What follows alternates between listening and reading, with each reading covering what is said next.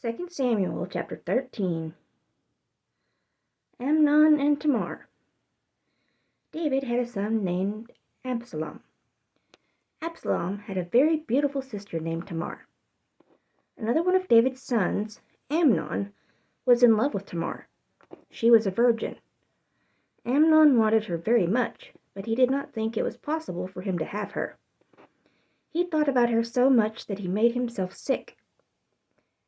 Amnon had a friend named Jonadab, son of Shimea.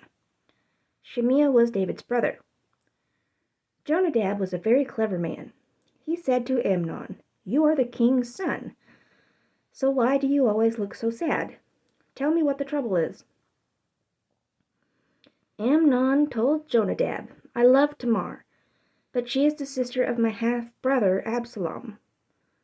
Jonadab said to Amnon, "Go to bed. Pretend you are sick. Then your father will come to see you. Tell him, 'Please let my sister Tamar come in and give me food to eat.' Let her make the food in front of me. Then I will see it and eat it from her hand." So Amnon lay down in bed and pretended to be sick. King David came in to see Amnon. He said to King David, "Please let my sister Tamar come in. Let her make 2 cakes for me while I watch. Then I can eat from her hands." David sent messengers to Tamar's house.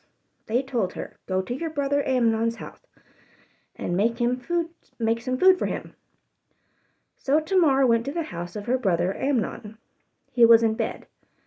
Tamar took some dough, pressed it together with her hands, and cooked the cakes.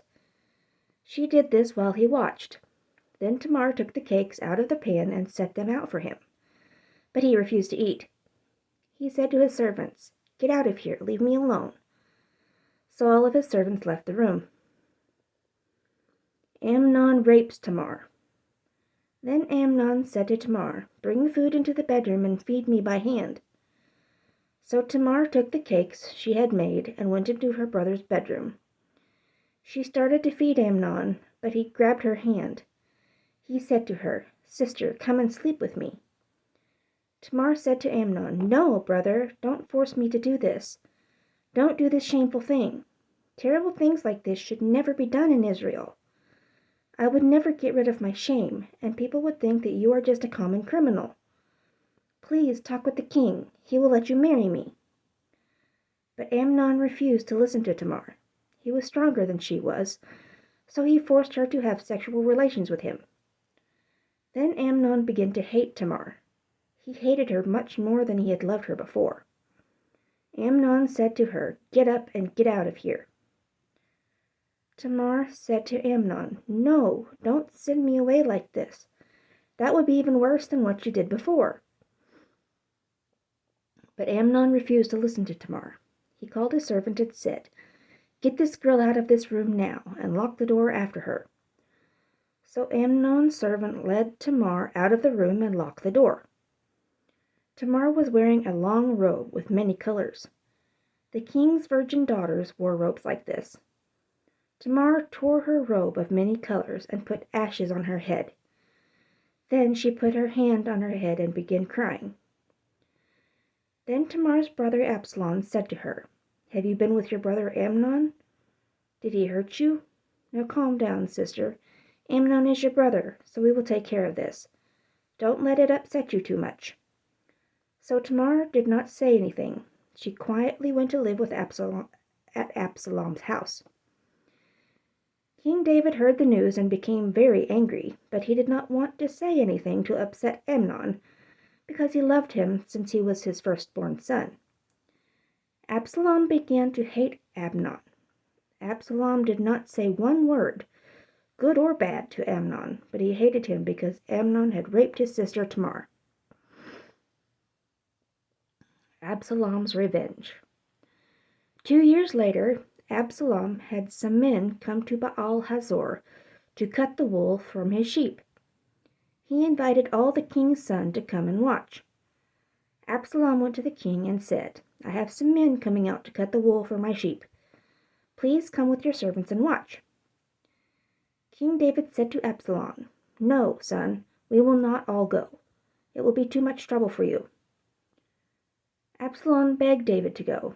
David did not go, but he did give his blessing.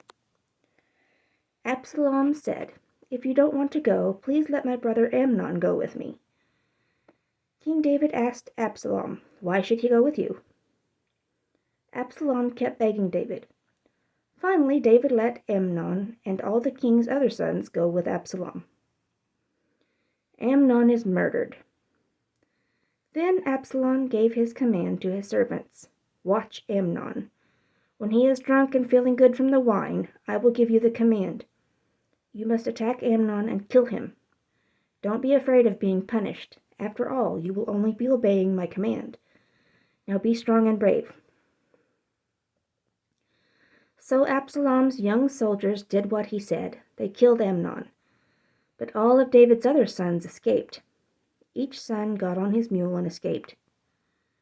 David hears about Amnon's death. The king's sons were still on their way into town, but King David got a message about what happened. But the message was, "Absalom has killed all the king's sons.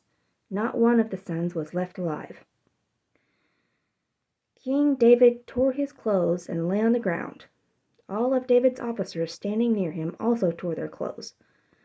But then Jonadab, the son of David's brother Shimea, said, "Don't think that all the king's sons were killed. Only Amnon is dead.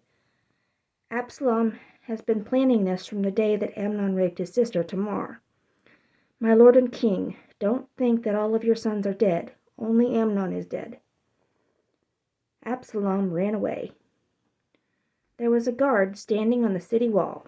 He saw many people coming from the other side of the hill and went to tell the king. So Jonadab said to King David, "Look, I was right. The king's sons are coming." The king's sons came in just after Jonadab said that. They were crying loudly. David and all his officers began crying. They all cried very hard. David cried for his son every day. Absalom escaped to Geshur. Absalom ran away to Talmai, son of Ammihud, the king of Geshur. After Absalom had ran away to Geshur, he stayed there for 3 years. King David was comforted after Amnon died, but he missed Absalom very much.